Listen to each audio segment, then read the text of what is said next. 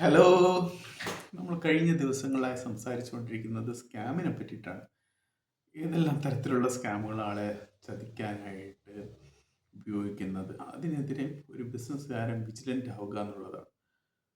അപ്പം നമ്മളെല്ലാവരും വിചാരിക്കും ഈ സ്കാമിന് ഇരയാവുന്നത് ചെറുകിട കച്ചവടക്കാരും ഇൻഡിവിജ്വൽസുമാണ്, അല്ലെങ്കിൽ അങ്ങനെയാണ് നമ്മൾ വിചാരിക്കുന്നത്. പക്ഷെ എന്നാൽ യഥാർത്ഥം അതല്ല. വളരെ വിദ്യാഭ്യാസമുള്ളവരും ഉന്നത തലത്തിലുള്ള ജോലി അല്ലെങ്കിൽ ഡിപ്ലോമാറ്റ് ലൈസൻസ് ഉള്ളവർ വരെ ബാധിക്കപ്പെട്ടിട്ടുണ്ട്. എൻ്റെ ഒരു അനുഭവത്തിൽ ഞാൻ നിങ്ങളോടൊരു കഥ പറയാം.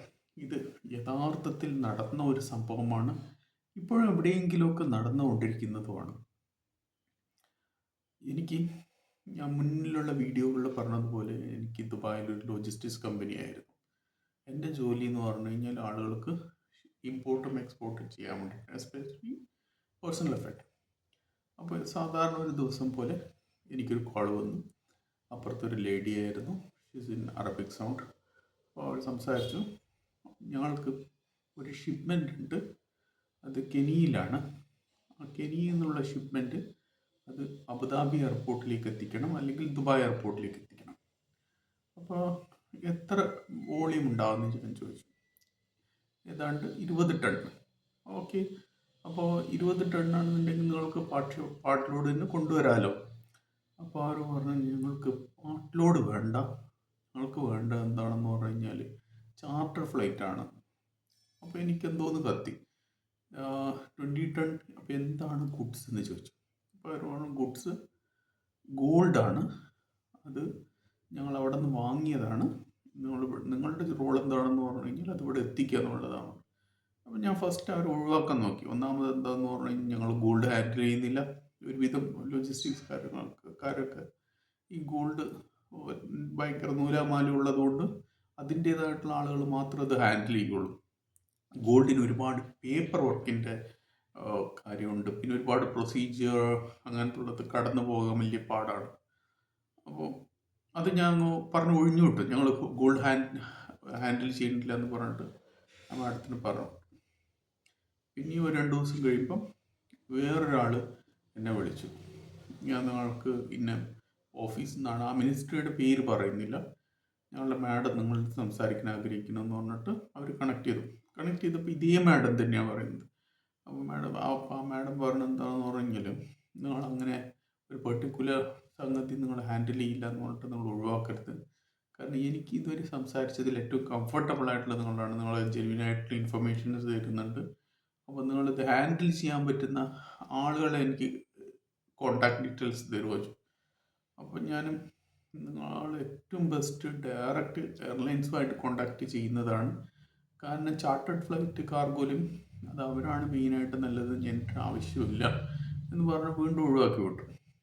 പിന്നീട് മൂന്നാമതും ഇതേ മാഡം തന്നെ എൻ്റെ അടുത്ത് വിളിച്ചിട്ട് പറഞ്ഞു, ഞങ്ങൾക്ക് ഡയറക്റ്റ് എയർലൈൻസ് ഞങ്ങളുടെ അടുത്ത് കോണ്ടാക്ട് ചെയ്യാൻ നമുക്ക് ബുദ്ധിമുട്ടുണ്ട്, നിങ്ങൾ വഴി മാത്രം ഒരു കാർഗോ കമ്പനി വഴി മാത്രമേ ഒരു ബുക്കിംഗ് സ്വീകരിക്കുള്ളൂ എന്നാണ് പറയുന്നത്. അത് എന്തുകൊണ്ട് എപ്പോഴും എനിക്ക് ഡൗട്ട് അടിച്ചു.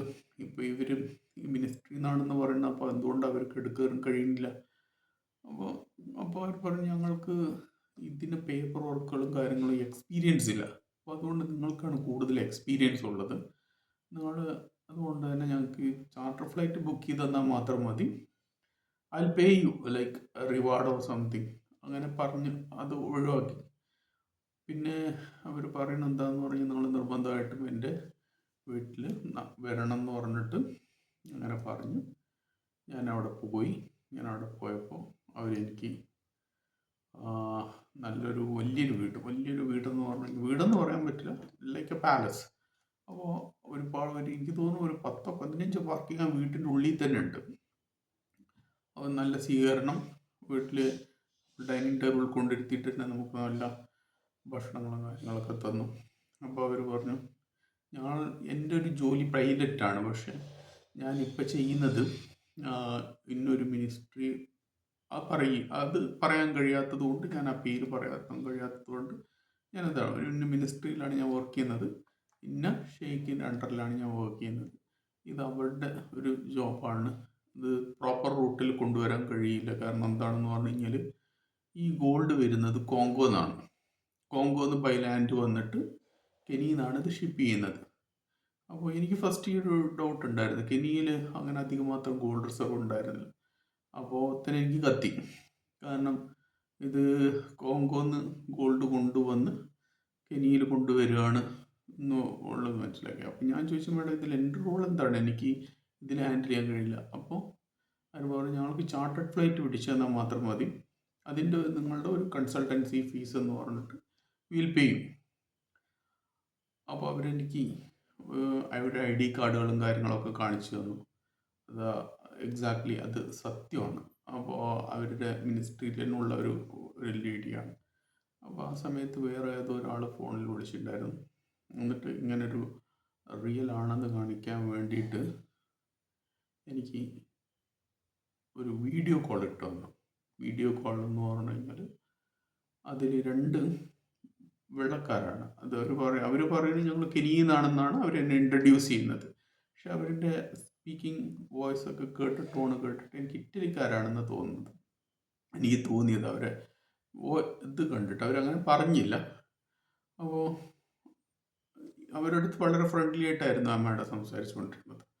അതങ്ങനെ അവിടെ നിർത്തി വന്നു. എന്നാലും ഓക്കെ, ഒന്ന് ശ്രമിച്ചു കളയാം, ചാർട്ടേഡ് ഫ്ലൈറ്റ്. അപ്പോൾ ഞാൻ എത്യോപ്യൻ എയർലൈൻസ് എന്ന് പറഞ്ഞിട്ട് എയർലൈൻസ് ഉണ്ട്.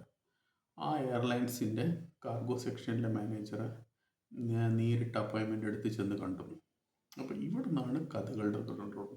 അപ്പോൾ അവർ പറഞ്ഞു, ഇത് വലിയൊരു സ്കാമാണ്, ഇതിൽ പല ആളുകളും പെട്ടിട്ടുണ്ട്. എസ്പെഷ്യലി ഇവർ ടാർഗറ്റ് ചെയ്യുന്നത് എന്ന് പറഞ്ഞു കഴിഞ്ഞാൽ വലിയ ആളുകളുണ്ടല്ലോ, രാജകുമാരന്മാർ അല്ലെങ്കിൽ വലിയ ബിസിനസ് ഓണേഴ്സ്, ഇതാണ് ഇവരുടെ ടാർഗറ്റ്. ഈ ടാർഗറ്റ് എന്താണെന്ന് പറഞ്ഞു കഴിഞ്ഞാൽ അവരെങ്ങനെയാണ് ഇവർ കുപ്പിയിലിറക്കുന്നത് നോക്കുക. ഇവർ പല വലിയ ടൂറുകളും കാര്യങ്ങളൊക്കെ പോകുമ്പോൾ അവർ കൊടുക്കുന്ന ഓഫർ അങ്ങനെയാണ് ഇവർ പ്രസൻറ്റ് ചെയ്യുന്നത്. നിങ്ങൾക്ക് എല്ലാവർക്കും അറിയാം, കോങ്കോയിൽ എന്ന് പറഞ്ഞു കഴിഞ്ഞാൽ അവിടെ ഇൻറ്റേർണൽ കൺഫ്ലിക്ട്സ് ഉണ്ട്, പരസ്പരം യുദ്ധം ചെയ്യുന്ന അങ്ങോട്ടും ഇങ്ങോട്ടുള്ള 2 ടീംസ് ഉണ്ട്. അപ്പോൾ നമ്മൾ കോമൺ വേൾഡിൽ അത് ആക്സെപ്റ്റ് ചെയ്യാത്ത ടീമുകളുണ്ട്. അതായത് നമ്മൾ ടെററിസ്റ്റ് എന്നോ അല്ലെങ്കിൽ അവിടെയുള്ള എസ്റ്റാബ്ലിഷ്ഡ് ആയിട്ടുള്ള ഗവൺമെൻറ്റിനെതിരെ യുദ്ധം ചെയ്യുന്ന അവരുടെ ഏരിയയിലുണ്ട്. മുമ്പ് എങ്ങനെ ശ്രീലങ്കയിൽ LTT അവരുടേതായിട്ടുള്ളൊരു കിങ്ഡം ഉണ്ടാക്കിയ ഒരു സർട്ടൻ ഏരിയയിൽ, അതേപോലെ അവരുടെ ഏരിയയിലുള്ള ഇത് ഗോൾഡാണെന്ന് പറഞ്ഞിട്ടാണ് ഇത് പ്രസൻറ്റ് ചെയ്യുന്നത്. അവരതിനുള്ള എവിഡൻസും കാര്യങ്ങളൊക്കെ കാണിച്ചു കൊടുക്കും. ഇവിടെ കൊണ്ട് നിൽക്കുന്നില്ല. അപ്പോൾ ഇവർ ഓഫർ ചെയ്യുന്നതെന്ന് പറഞ്ഞു കഴിഞ്ഞാൽ ജസ്റ്റ് ഈ ഗോൾഡ് അങ്ങ് ഇറക്കിയിട്ട് ഞങ്ങൾ വിറ്റോളും ദുബായിൽ. ഇത് ഗോൾഡ് എന്ന് ഡിപ്ലോമാറ്റിക് ക്ലിയറൻസ് കൊടുത്തിട്ട് ഗോൾഡ് ഇറക്കി ക്ലിയർ ചെയ്ത് കൊടുത്താൽ 30% വരെ അവർക്ക് പ്രോഫിറ്റ് കിട്ടും. അപ്പം ഇതിൽ മിനിസ്ട്രിയൽ ഇൻവോൾവ്മെൻ്റ് ഉള്ള ആ ലേഡിയോ അല്ലെങ്കിൽ അതിന് മേഖലയിലുള്ള ആരോ അവർ എക്സ്പെക്റ്റ് ചെയ്യുന്നത് നത്തിങ്, എനിക്കിതിന് എഫേർട്ടൊന്നുമില്ലല്ലോ, ഇതിവിടെ വരുന്നു, ഞാൻ ക്ലിയർ ചെയ്ത് കൊടുക്കുന്നു, ഞാൻ അവർ വിചാരിച്ചു കഴിഞ്ഞാൽ നടക്കുകയും ചെയ്യായിരിക്കും. അവിടെ എത്തിക്കഴിഞ്ഞ് കഴിഞ്ഞാൽ കസ്റ്റംസിൽ വിളിച്ചു കഴിഞ്ഞാൽ സുന്ദരമായിട്ട് എൻ്റെ പേപ്പർ കൊടുത്ത് കഴിഞ്ഞാൽ ക്ലിയർ ചെയ്ത് പുറത്തിറങ്ങുകയും ചെയ്യുമായിരിക്കും. അപ്പോൾ ഈ സാധനം പുറത്തിറങ്ങിക്കഴിഞ്ഞാൽ അതിനുള്ള പ്രോഫിറ്റ് നമുക്ക് തരുന്നവരുണ്ട്. പക്ഷേ ഇവിടെയല്ല ഇതിൽ ചതി ഒളിഞ്ഞിരിക്കുന്നത്. കേൾക്കുമ്പോൾ സിമ്പിളാണെന്ന് തോന്നുമെങ്കിലും പലരും ചതിക്കപ്പെട്ടിട്ടുണ്ട്. ഇതിൽ ഫസ്റ്റ് ഇവർക്ക് ഗോൾഡ് ബാർ കാണിച്ചു കൊടുക്കും. അത് ജസ്റ്റ് ഗോൾഡ് ബാറിൻ്റെ ഉള്ളിൽ വെറും ജമ്പായിരിക്കും. ഗോൾഡ് ബാർ കാണിച്ചു കൊടുക്കും, അത് ടെസ്റ്റ് ചെയ്യാൻ കൊണ്ടുപോകാൻ കാണിച്ചു കൊടുക്കും, എല്ലാം ചെയ്യും. പക്ഷേ സാധനം എയർപോർട്ടിൽ, കെനിയിലെ എയർപോർട്ടിൽ, എൻ്റെ പേരല്ല, നെയ്റോബി എയർപോർട്ടാണെന്ന് തോന്നുന്നു, ആ എയർപോർട്ടിൽ വന്ന് അതിനുള്ളിലാണ് കളി നടക്കുന്നത്. ഈ എയർപോർട്ടിലുള്ള ഒരുപാട് ആളുകളെ ഇവർക്കറിയാം, സ്കാമേഴ്സിന്. അപ്പോൾ ഇതിൽ സ്കാമേഴ്സ് എന്ന് പറഞ്ഞു കഴിഞ്ഞാൽ അതിൽ ഇൻവോൾവ് ആയിരിക്കുന്നത് ഇറ്റാലിയൻസ് മാത്രമല്ല, ആഫ്രിക്കൻസ് മാത്രമല്ല, ഇതിൻ്റെ ഉള്ളിലുള്ള ഒഫീഷ്യൽസിൽ വരെ. അവിടെ എത്തുന്നത് വരെയും സാധനം ഗോൾഡായിരിക്കും. അവിടെ എത്തിക്കഴിഞ്ഞ് കഴിഞ്ഞാൽ വല്ല കല്ലോ മണ്ണോ ചെമ്പൊക്കെ ആയിട്ടായിരിക്കും ഇത് ദുബായിൽ ഇറങ്ങുന്നുണ്ടാവും. ദുബായിൽ ഇറങ്ങുന്നതിനോട് ഇവർക്ക് എന്താ സംഭവിക്കുന്നു പറഞ്ഞു കഴിഞ്ഞാൽ ഫസ്റ്റ് എക്സ്പോർട്ട് ക്ലിയറൻസ് എന്ന് പറഞ്ഞിട്ടൊരു വലിയൊരു പേയ്മെൻറ്റ് വാങ്ങിക്കും. അതുകൂടാണ്ട് ഇങ്ങനെ ഒരു പേപ്പർ കിട്ടി എന്ന് പറഞ്ഞു കഴിഞ്ഞാൽ അത് കാണിച്ചിട്ട് വേറെ ഏതെങ്കിലും പാർട്ടിൻ്റെ അടുത്ത് നിന്ന് അത് വിൽക്കാൻ പേയ്മെൻറ്റ് കാണിക്കും. ഒരുപാട് പേർക്ക് പൈസ നഷ്ടപ്പെടുന്ന ഒരു ഇതാണ്. ഓവർ നൈറ്റിൽ കോടീശ്വരനാകുന്ന വങ്ങതിയും ഇത് എവിടെയെങ്കിലുമൊക്കെ അത് അങ്ങോട്ടും ഇങ്ങോട്ടും കുറച്ച് പൈസ നീക്കി വെച്ച് കഴിഞ്ഞാൽ അവർക്ക് വലിയ ആളുകൾക്ക് അത് വലിയ വിഷയമുള്ള കേസല്ല. അങ്ങനെ നീക്കി വെച്ച് കഴിഞ്ഞ് വലിയൊരു സമ്പന്നനാകുക എന്നുള്ളൊരു മുഖം കാണിച്ചിട്ട് അങ്ങനെ പൈസ അടിക്കുന്ന ടീമാണ്. അതായത് ആഫ്രിക്കൻസ് ആണെങ്കിലും ഇറ്റാലിയൻസ് ആണെങ്കിലും ഒരു ഓർഗനൈസ്ഡ് ആയിട്ടുള്ള ലൂട്ട് എന്ന് തന്നെ പറയണം. ഇത് ചെയ്യുന്നതോടുകൂടി വലിയ ഒരു ആപത്തിലേക്ക് അവരിന്ന് ചെന്ന് ചേരും. അപ്പോൾ ഈ ഒരു ഉദാഹരണം പറയണമെന്ന് പറഞ്ഞു കഴിഞ്ഞാൽ നിങ്ങൾക്ക് എല്ലാവർക്കും ഒരു ധാരണയുണ്ടാകും. മിതമായിട്ടുള്ള വിദ്യാഭ്യാസവും വലിയ സ്ഥാനങ്ങളിലുള്ളവരും പറ്റിക്കപ്പെടാറില്ല എന്നുള്ളൊരു ധാരണയുണ്ടാവും. ആ ധാരണ തെറ്റാണെന്ന് നിങ്ങൾ തിരിച്ചറിയണം. പറ്റിക്കപ്പെടാൻ ആർക്കും ചാൻസ് ഉണ്ട്. അത് എപ്പോൾ എങ്ങനെ എന്നുള്ളതിൽ വ്യത്യാസമുള്ളൂ. വലിയ ധനലാഭം നമ്മൾ പ്രതീക്ഷിക്കുന്നത് ഉദാഹരണത്തിന് മാർക്കറ്റ് റേറ്റിനെക്കാളും 20% മുതൽ 30% വരെ കുറച്ച് ഗോൾഡ് ഞങ്ങൾ വെക്കും എന്ന് പറഞ്ഞിട്ട് നിങ്ങൾ ആരെങ്കിലും അപ്രോച്ച് ചെയ്യണമെങ്കിൽ നിങ്ങളതിൽ വീഴരുത്. അങ്ങനെ ഒന്നും പോസിബിൾ അല്ല. Thank you so much. ഈ വീഡിയോ നമ്മൾ ഇവിടെ കൊണ്ട് നിർത്തുന്നില്ല. കാരണം എന്ന് പറഞ്ഞു കഴിഞ്ഞാൽ ഇതേപോലുള്ള ഒരുപാട് സ്കാമുകൾ നമ്മൾ